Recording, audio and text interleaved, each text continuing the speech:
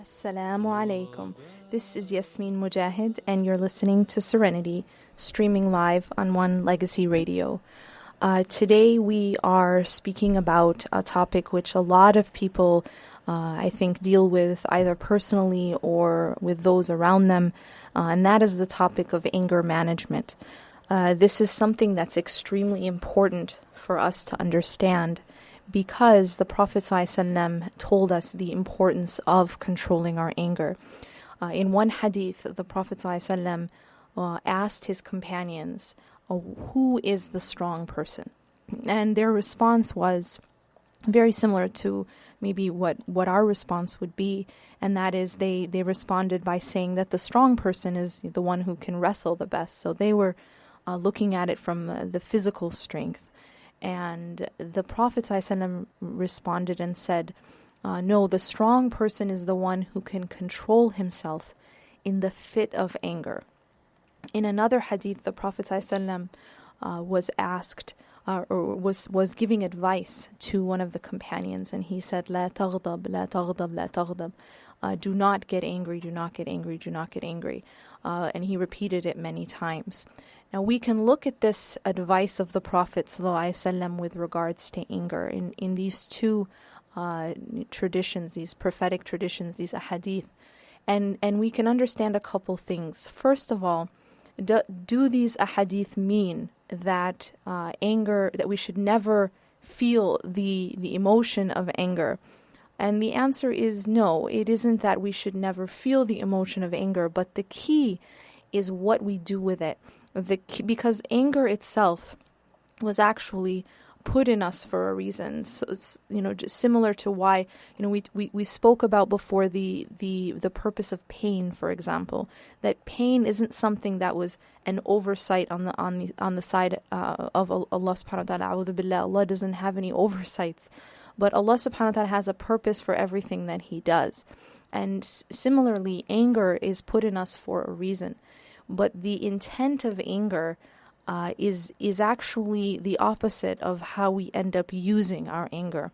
The intent, and one of the intents of anger, is actually so that for a number of uses of anger. One is that anger should be used in order to protect the weak and the oppressed against an oppressor. If we see when we see oppression, for example, Allah subhanahu wa ta'ala put in us that's supposed to incite anger inside of us. Someone is being abused. Someone is being massacred. We see what's happening in Syria. We see what's happening in Burma. And these things are supposed to incite a feeling inside of us of anger. But now the question is, what is intended? What is the intent of that feeling? And it should be motivating us to now protect the one who's being abused, to protect the oppressed. Unfortunately, the way in which we actually use our anger is exactly the opposite. We oftentimes use our anger, instead of protecting others, instead of to protect the oppressed, we actually use our anger in order to oppress and in order to harm others.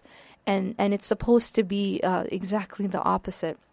Another reason or another use of anger and how it can be channeled in the right way, why we have this emotion, is that it's supposed to also be sort of directed towards our own nafs. And when I say our own nafs, I don't mean that we have self-anger in the sense that or self-hate, but what I mean is against the lower part of ourselves.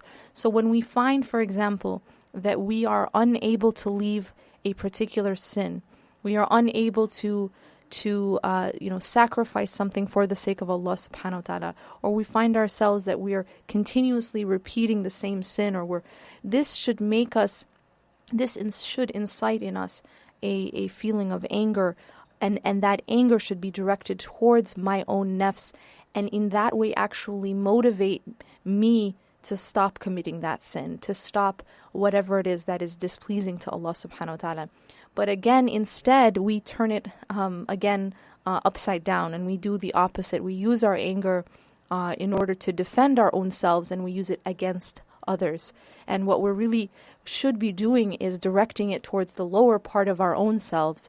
But instead we use our anger to defend the lower part of our own selves against others.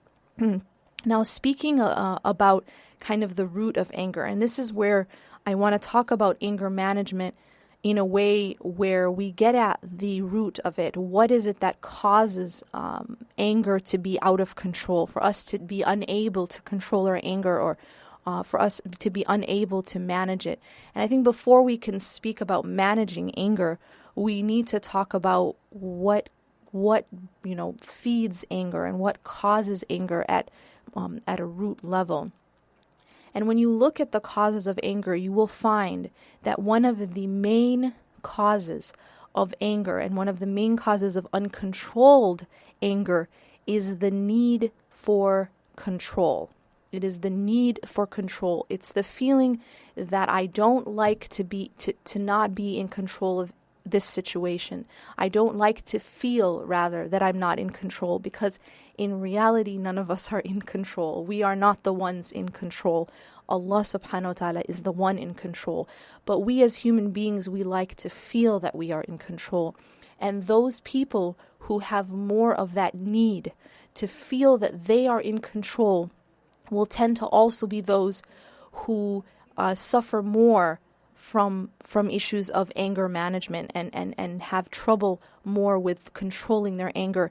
You'll also find that when you have to have that sense of control, you also will find that that will also cause you to get angry more often and more quickly.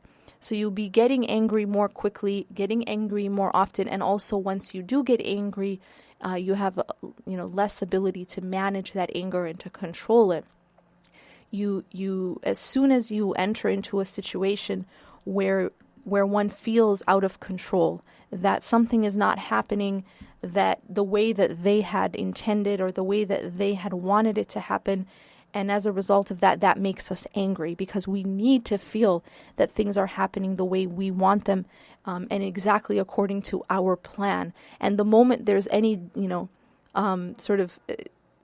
some slight derivation from that, we become very agitated and very angry. So the cure to this root of anger, and we'll talk about a number of the roots of anger, the cure to this root is that we need to let go of this need for control. We need to let go for the need to be able to dictate how every outcome happens, how every little aspect of our life needs exactly to be. We have to have the ability to let that go if we want to have a sense of more internal stability and not have this constant problem with anger. So the need for control, that's huge, and that's one of the biggest roots of anger. Again, you'll find those people who are more controlling or who need that sense more of control tend to also, it's coupled with the amount of anger, and then also how often this individual will get angry, and how even little things will make that person angry, because those little things also are not happening in the way that we had wanted them to happen. So this is why you'll find, maybe you'll see a situation, someone's getting really, really angry about something so small, and it has to do with the fact that even though it's small, I needed it to happen the way I wanted. I needed it to happen the way that I expected it to happen, and I need to feel in control of it, even if it's a small issue, and it will still, and so it will therefore ignite our anger. The second, I think one of the second main roots of anger comes from expectations. Certain very high expectations. The more that we have high expectations of dunya, of that which is in the dunya, whether it's other people or our job or our career, we have very, very high expectations. And you will also find that those people who have a problem with anger or have a problem with either controlling their anger or getting angry very often, they also tend to be people who have very, very high and often unrealistic expectations. And we can say that these expectations are unrealistic because anytime you're expecting a lot from dunya, you're setting yourself up for disappointment. And in actually what ends up happening is you're setting yourself up to be very angry when you are expecting something to be a certain way. And this is the sort of the problem with expectations. Whenever you expect from the creation or from dunya, the problem with expectations is that the moment you expect something versus hoping for something versus praying for something, but the moment you expect something, you're actually setting yourself up for one of two outcomes. One is, if you get that which you expect, you can't even really enjoy it. You can't even really be grateful for it because it's what you expected. I'm not getting up in the morning every day and thanking God because the sun rose, right? Because I'm expecting it. But if it was something that may or may not happen and I wasn't expecting it, then I might really be thankful and grateful that I have light that day, right? But if it's something that you just expect that's going to happen, and this is kind of it, your expectation now sets the minimum acceptable outcome that you will even accept, right? That you'll even be okay with. And so even if you get that, well, you're not going to be happy, you're not going to be grateful, you're just going to be neutral, right? Because you got what you expected. Yeah, I expected I was going to, get up and this was, things were going to be a certain way and they happened that way. So, for example, I expect, somebody's going to be a certain way with me. When they are, it's not like I'm going to suppose that there's a really, really, really nice person, your colleague, and every single day, they get you coffee and they get you, some muffins and they leave it for you on your desk. And so over time, every single day, this person does this for you. And so what happens is then you start to expect it, right? So what happens is, weeks go by, this person's still doing it. So the first couple times you might be really surprised. And in fact, the very first time that this person did this for you, you'll be really grateful and you'll be really happy. And you'll say thank you, right? You'll say thank you many times. And then maybe the second day again. Why is that? The reason is you didn't really expect it. It was surprising. You didn't expect this was going to happen. It was something that, out of the blue. So you're really grateful and happy. Then over time, maybe this person continues to do it every single day for weeks, for months, maybe even for years, right? If you're really lucky. And so what happens is, well, you know what? Once you expect it now, a couple months later, when you come and you find it on your desk, it's no longer, thank you. It's, well, this is what I expected, and you drink your coffee. But what happens now, and this is where we'll get into the second outcome, and this is where anger comes in. Now what happens when it's not there, when the coffee isn't there, when the bagels aren't there? What happens when that thing that you expected is not there, is not what you expected? This is where anger comes in. Because I expected something, and expectations by definition are sort of where I put the minimum, bar of what I'm going to be okay with. And so if something is below that, I'm going to be angry. And this is where we start to have a situation where a person who always has very high expectations and expects from everything and expects all the time. So what they're at best, because most of the time, if the expectations are very high, things are not going to exceed them. At best, things will reach your expectations, and so at best you'll be neutral.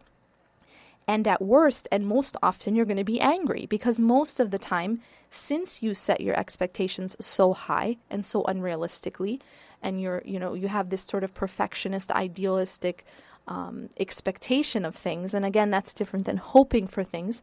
That because of that, most of the time, things are going to fall below your expectations, which then means most of the time you're going to be angry. Most of the time you're going to be irritated. And, some level of anger is you're going to be feeling and externalizing, because most of the time it's going to fall under this very high bar that you've set for yourself.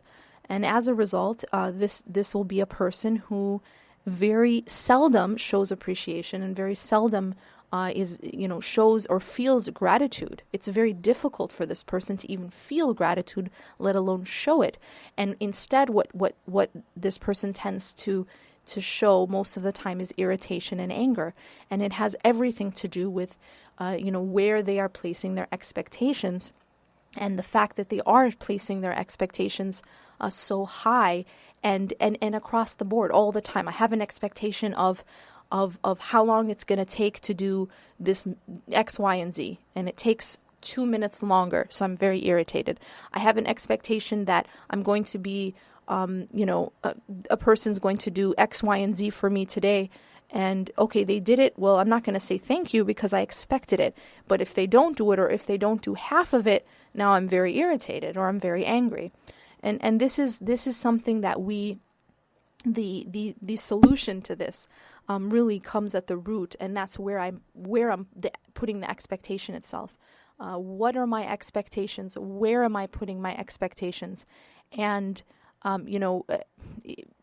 again, we want to talk about, there is a difference, obviously, between putting our hope, having hope for something, and wanting, hoping that something will be a certain way and expecting it to be. Because when you hope for something and it does happen, you're extremely excited, right? You're extremely grateful because you really wanted this thing and it happened. But expecting is something different. Expecting gets into the realm of entitlement, gets into the realm of, this is what I deserve.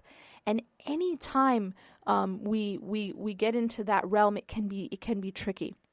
I will put a side note here to make very clear that, of course, there are minimal, there are definitely universals in terms of expectations. For example, as an expectation, I must be treated with a certain level of respect.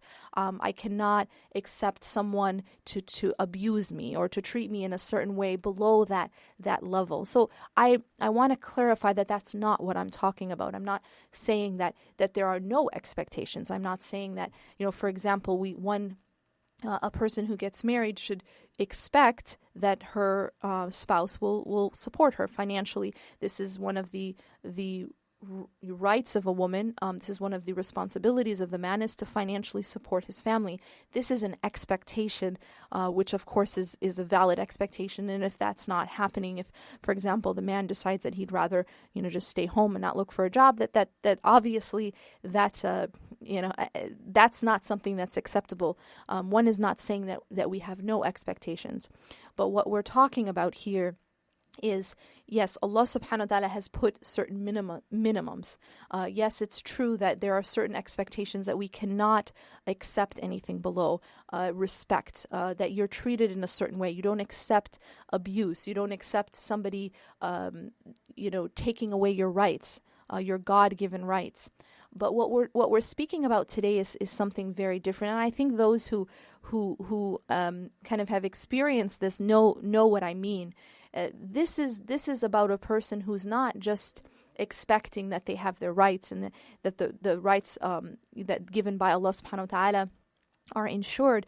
But this is someone who has expectations about everything all the time, and those expectations are not at the level, the minimal level that Allah subhanahu wa ta'ala has put, but rather they're up in the sky, and they're always up in the sky, and for everything. It's actually more of a sense of entitlement, that I deserve these things, and anything below what I deserve, I'm going to be angry about, and I'm going to fight about, and I'm going to be irritated about. That's what we have to change. We have to change that concept of entitlement, that feeling of I deserve this, and once we do that, then we're able to get anger at its root, along with the need for control and the expectations, and having those expectations be unrealistic, and also it coming from a place of this is what I deserve, and a sense of entitlement. We will, inshallah, take a short break now, and returning, we will go ahead and take your questions about anger management. غرباء غرباء غرباء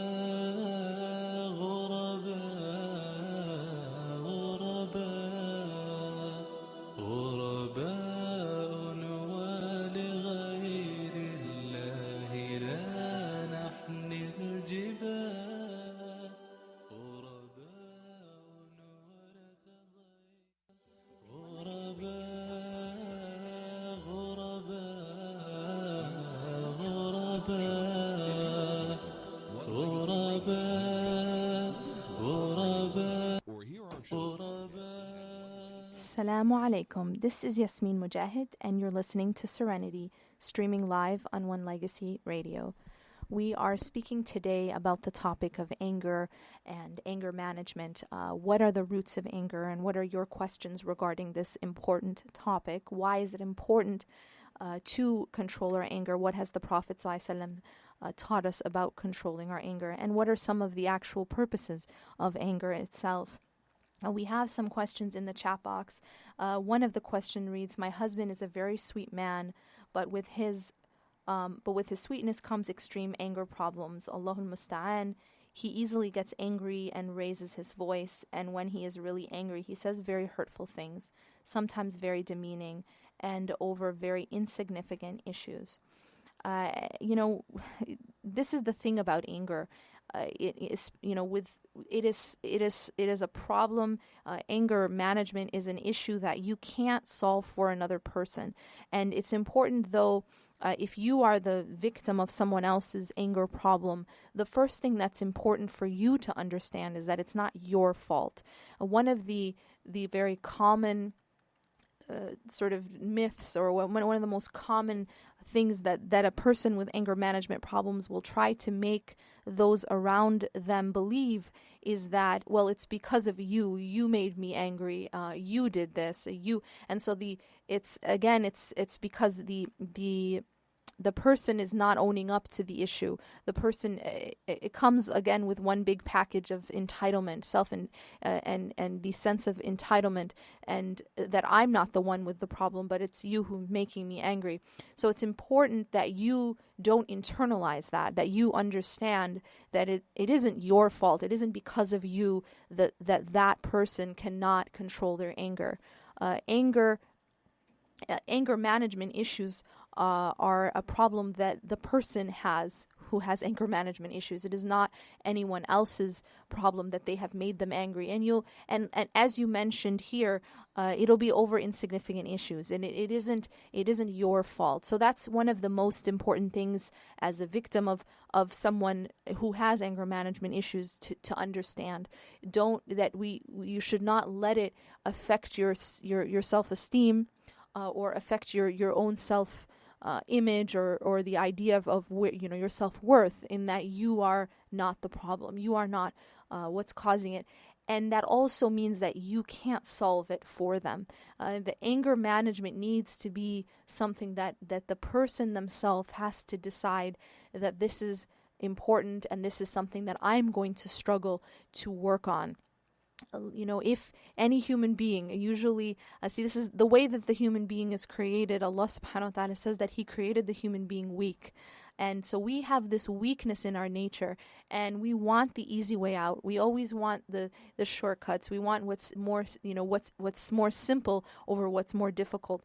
And which one is easier? When you get irritated or you feel anger inside of you, is it easier to control it, or is it easier to just externalize it and show no restraint and just yell or scream or whatever? And the answer is, of course, it's easier to show no control. It's easier to show no restraint. Showing restraint takes effort, takes work. And so we human beings, we like to take the easy way out, except when we're forced to take the harder route.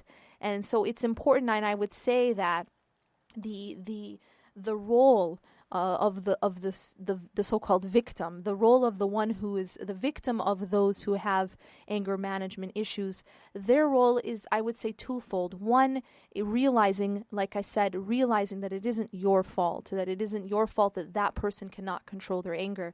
And second, not enabling them.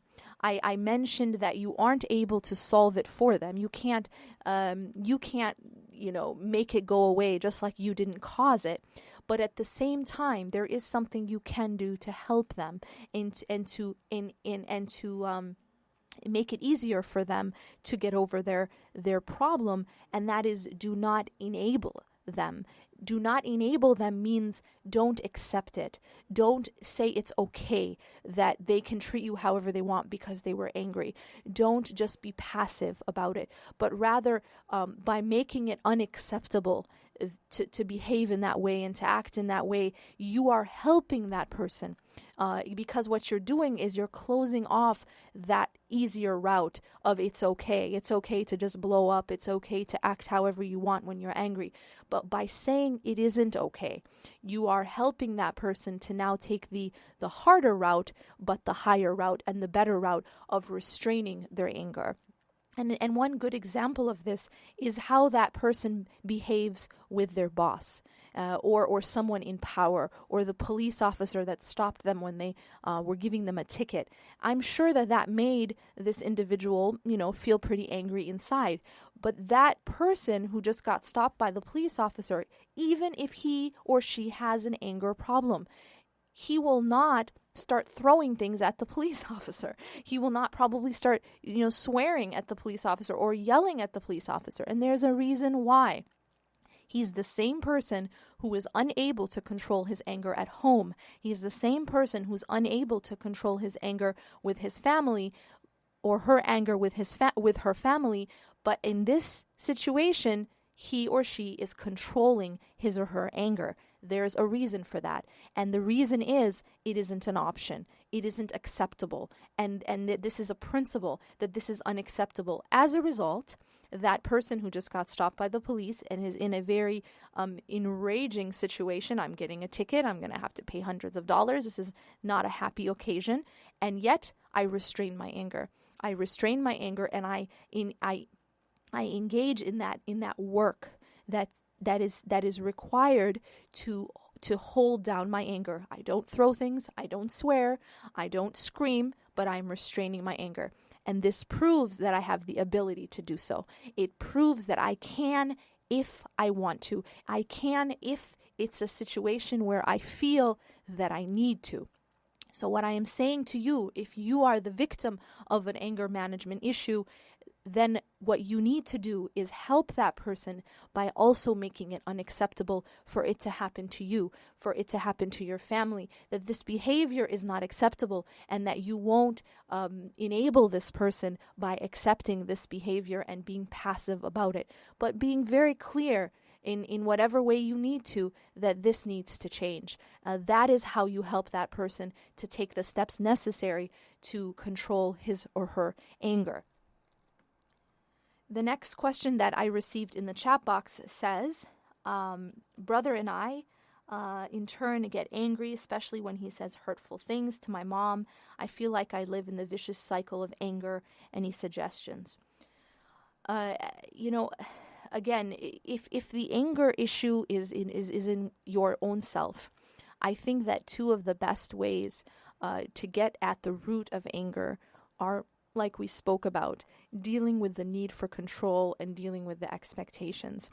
Now, if that isn't the issue, if you're dealing now with an actual situation, as this person indicated, of where you're seeing someone being oppressed, or you're seeing someone be hurt or harmed, this is, like we spoke, that one of the uses of anger, one of the reasons why we have this emotion is so that we can be driven to help those who are oppressed and to help those who are being harmed.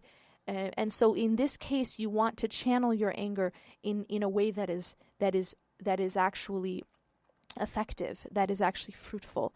If you're seeing something wrong happening in front of you, or someone being abused, or someone being mistreated, and your response is just to become, to blow up, or to throw things, or to scream, and that way of channeling that anger is not going to be effective even to help that person. So what you need to do is be able to channel it in a wise way, and it needs to be in control. Anytime anger is out of control, then you need to realize that it's the anger who's in charge. You're no longer in control of your own self, and you never want to be in that situation. There's a reason why we're not allowed to take intoxicants.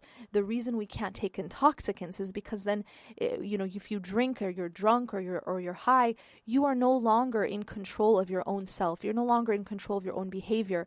You can no longer reason. And that reasoning and that ability to control our behavior is what makes us human. It's what makes us different than animals. Animals don't have that ability. And when we become that way, when we become unable to control our own selves and able to reason, we become like animals, and we have to rise above that. That's our humanity, that we are the ones in control. We don't let our anger control us. We don't let our desires control us. And so it's very, very important because, subhanAllah, sometimes when someone is in the fit of anger, it's really as if they are impaired, as if they are high, as if they are drunk, that people can be drunk with anger. And a lot of, when you look at the types of horrific things that happen and that human beings do to each other, so much of it is driven by what? It's driven by this emotion, by anger. It can be very, very destructive. So I would advise you and myself to really look internally if we ourselves are dealing with this disease of the heart, if we ourselves are dealing with this problem, see it as a destructive force and understand it's like a fire that can burn us and those around us. Nobody wants to burn themselves and their family. We need to be very keen and very, it needs to be a priority for us that we don't burn ourselves and burn our family. So if we are struggling with this issue of anger, it should be very important to us to find out how to control it. Realize again, anger is the cause of so much pain, so much bloodshed is caused by anger. Murder. I mean, people can the level that people can go to, and the types of actions that people can engage in that are driven by anger are horrific. So we should be very afraid of this fire of being out of control. Again, how you deal with the issue, if someone is being oppressed or someone is saying hurtful things, it is all about how you respond. It is all about how you're channeling that anger, even if that anger is for the sake of Allah subhanahu wa ta'ala. And there is such thing as anger for the sake of Allah. When we see someone doing something displeasing to Allah, when we see the rights of Allah subhanahu wa ta'ala not being fulfilled, when we see someone being oppressed, that should make us angry, and that is anger for the sake of Allah. But most of our anger, even when we claim that it's for the sake of Allah, is really for the sake of our nafs. And that's what we have to really work on. Even though our anger may actually be for the sake of Allah subhanahu wa ta'ala, it should be channeled in the correct way, in the way that is most pleasing to Allah. Because if it really is for Allah, then we need to channel it in the way that is pleasing to Him. And as the Prophet ﷺ said, the one who is strong, the one who is the most strong, is the one who can control himself in the fit of anger. It has nothing to do with physical strength. You can lift all the weights in the world and still be the weakest person, because true strength, as the Prophet ﷺ taught us, is in being able to control ourselves in the fit of anger. It is in being able to really exemplify that humanity, that I am in control of myself, my nafs, my desires, my anger are not in control of me. So we are taking more questions on the chat box, and inshallah what I will do now is go ahead and take a break, and you guys can go ahead and keep putting your questions and your reflections in the chat box, and we'll return after this short break with your questions on anger management.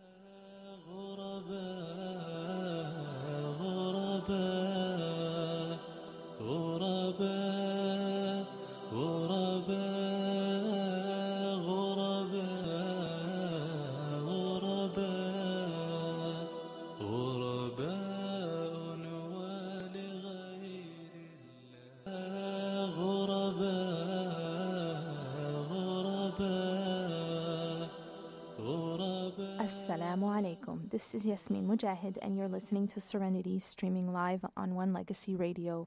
We are taking your questions today on the topic of anger management. And we have a question in the chat box that says, what does Quran and Sunnah say about ways to control anger?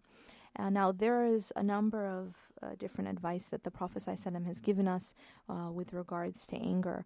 One of them, the Prophet ﷺ told us that if we get angry and we are standing, that we should sit. And if we are sitting, then we should lay down.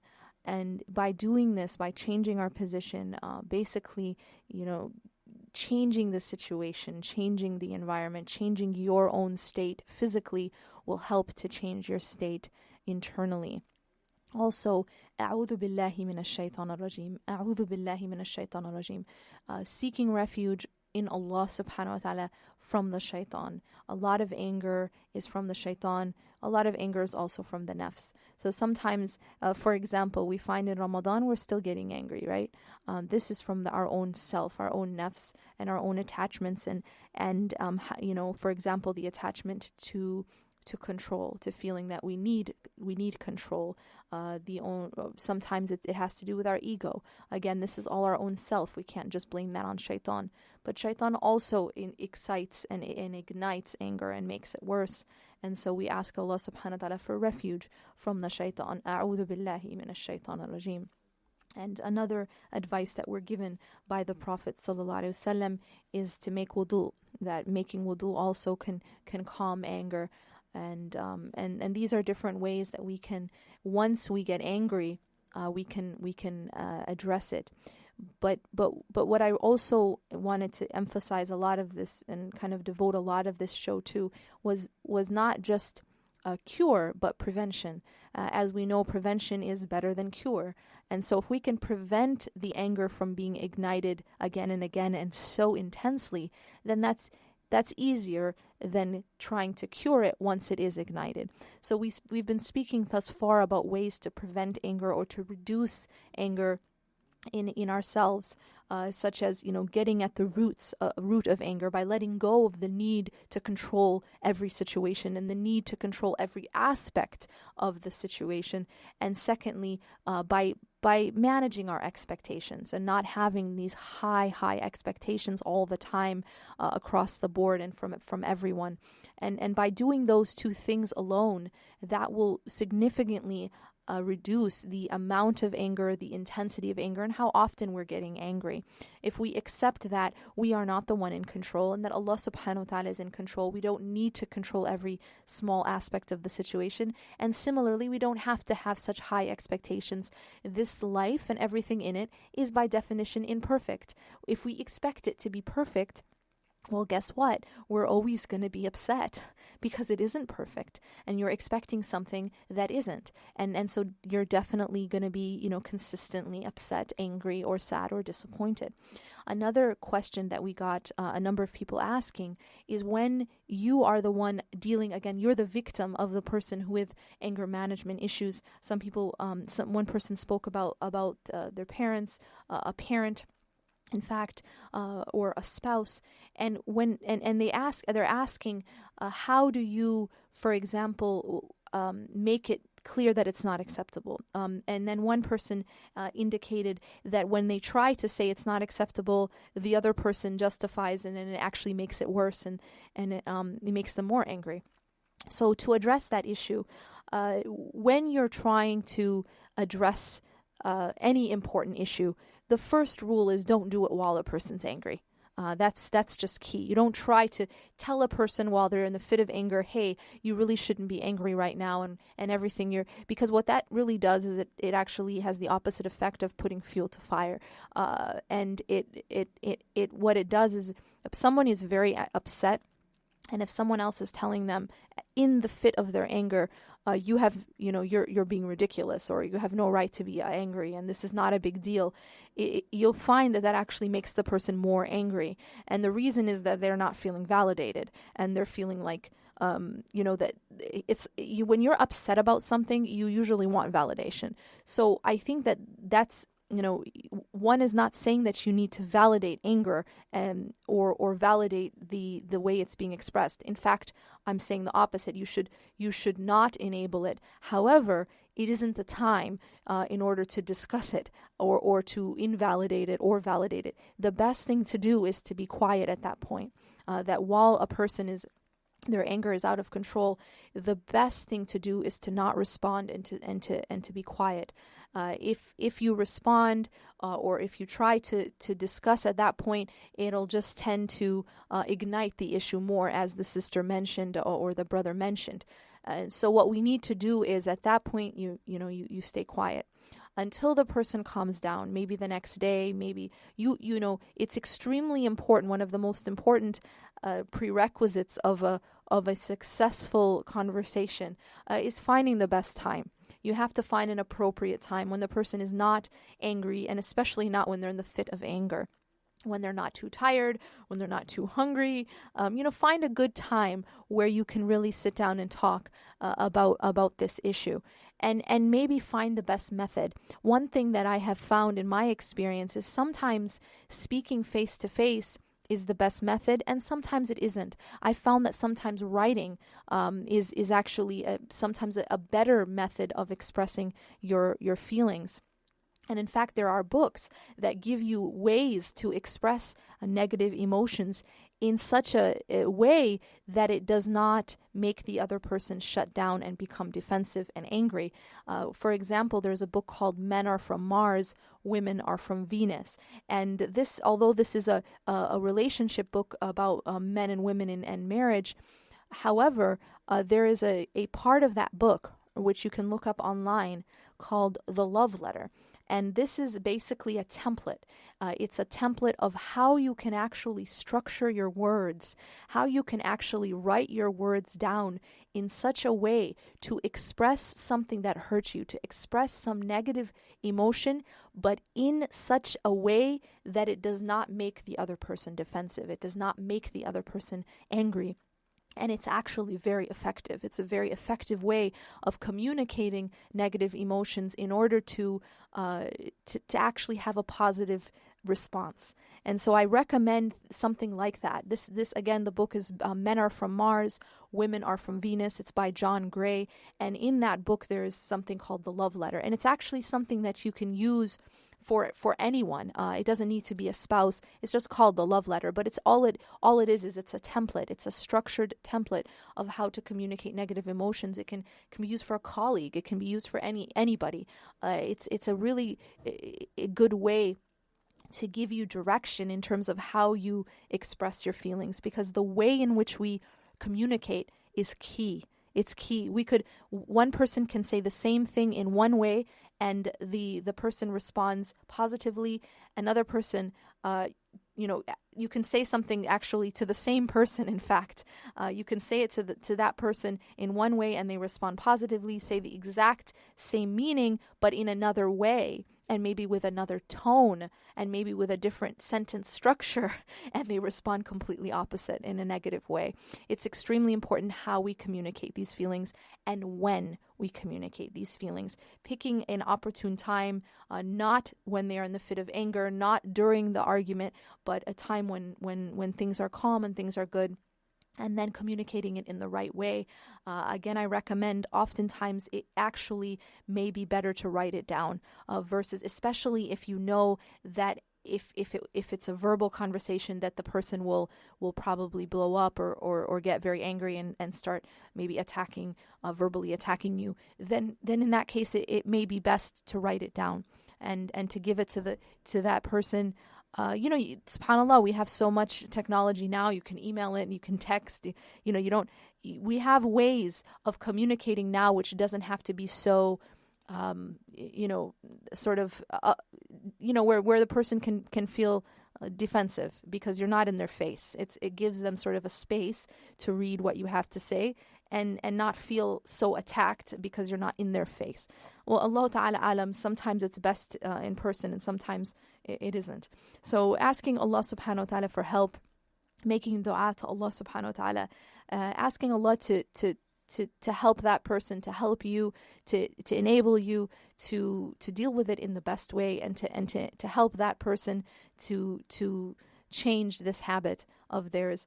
It's a big problem that we have in our society and in our communities, and it's something we have to deal with. because anger can be very, very destructive.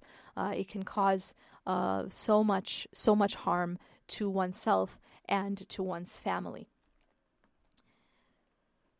So more questions in the chat box. Again, someone saying, when I try and tell her calmly that it is not an issue to get angry over, she simply disagrees and gets more angry and crazy. Exactly.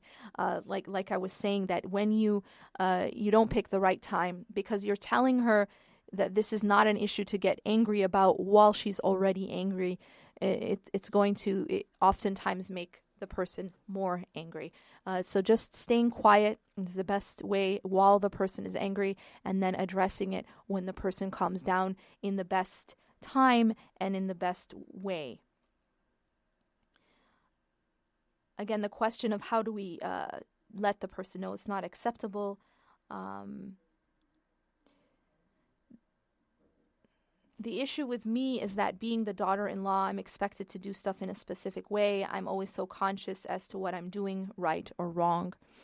And this may be also an issue of needing a sense of control. Probably maybe you've become more conscious of what you're doing because you've been criticized, and because of that you need to feel that everything is going a certain way, or that you're not making a mistake, or that you're in control, because you don't want to consistently be criticized. I think addressing the issue, what is causing the anger to begin with. And I think that this is being led back to the feeling of being criticized a lot, or having a lot of expectations of you. If there's any way that you can address that with your husband or with your in-laws, or have your husband address it with your in-laws in a way that's constructive, then that would be great. If it's something that you cannot change and it's something you just have to accept, then what we need to do is work on our own selves in terms of dealing with it, in terms of being patient and asking Allah subhanahu wa ta'ala to enable us to be able to deal with it in a way that's most pleasing to Him, and in a way of ihsan, inshallah. Someone says, I'm continuously asking a person to correct something, but he is doing it. I think maybe it's meant that he's not doing it. That makes me irritate, and I shout, and I don't like it. I want to control it. I'm failed. Secondly, when I see my close one acting irresponsible every day, and he is not trying even to be responsible, I can't control my anger. What should I do? The answer to begin with is let go. You can want something to be done a certain way. You can want someone to act a certain way, but that is very different than being dependent on it, of being attached to it in the sense that it must happen, or else you will XYZ, you will be devastated, or you will be very angry, or you will do this and that. And this is where we have to be able to let go of things. And when I say let go, I don't mean that you're not going to care about what this person is, how this person is acting. You continue to care, and you continue to advise, and you continue to help them. But at the same time, if you're too attached to it happening a certain way, can you imagine what would have happened to the Prophet ﷺ if he just was so dependent on his uncle becoming Muslim? Of course he wanted his uncle to be Muslim. Of course he wanted his uncle to say La ilaha illallah on his deathbed. But he didn't. And of course it caused sadness. It did cause, the Prophet ﷺ, of course, felt sad about this. But it wasn't something that he was, his mission, his life, his sanity was not dependent on it. And so although it made him sad, he was able to continue what he needed to do, and to take it in a way where it didn't change his state internally, in the sense of making him angry or making him give up. But you see, so this is the balance we have to have, where we don't need, the Prophet ﷺ was not someone who had the need for control, right? He wasn't this type of person. And so there were some who would believe in him and some who would not. And although he loved them and he wanted for them to believe, he didn't need that sense of control. But if you look at another leader, who needs that sense of control. As soon as that person feels that they don't have that sense of control, maybe people aren't listening to them, or maybe people are not doing things exactly in the way that they're ordering those things to be done, or that they want those things to be done, they can't handle it. They get very, very upset, very, very angry, and maybe there's huge consequences for that. And that's because that there is that very strong need for control. There's that very strong attachment to feeling that I say something, it needs to be done in this way. And that's really the root of the problem. If you're worried about this person, continue to advise, continue to make dua. But the idea that it's going to make you so angry, sometimes the real root of that is my own ego. I'm saying something and it's not being listened to. I'm saying something and this person is not respecting what I'm saying. So it actually becomes more of a concern of my own self and my own ego than it is what is actually happening to that person. So those are just some things to think about in that regard. Someone says, what can we do about a brother in late 20s who takes out anger physically on mom when things don't go his way? He pulls my mom's hair till her hair comes out. And yesterday he broke down 2 doors in the house. Suggestions, help. I would say that this is something that probably needs professional help. This is a very serious, destructive sort of lack of anger management. And I would say that if it's coming to a point where he's actually physically hurting your own mother and breaking things, I would say that it's extremely important that you do receive professional help for that. And it may be caused by some sort of issue that he has, whether it's bipolar or other issues that sometimes can cause this type of very extreme behavior. But it is important that you probably receive professional help for that. And may Allah subhanahu wa ta'ala make it easy on you and your family. For cases where perhaps it may not be a medical issue, but maybe the child is treating the mother, acting out when he's angry or when she's angry, it's very important that the mother does not enable this behavior. The mother has to put her foot down and not allow this to happen. Sometimes mothers, because of their care for their child, they don't want to say anything, or they were just angry, and they kind of let it go. But when you do that, you're hurting your child, because you're not stopping this behavior, and this behavior is destructive first and foremost to that child. This is what we have to really take home from this discussion, inshallah, and that is anger. It's going to burn you first. Anger, there's this saying that says that you are not punished for your anger, you are punished by your anger. So the first person who really suffers from this anger problem is one's own self. It's like a fire inside of you, and so you're the first person who burns, and then it spreads to others, but you're the one who suffers most.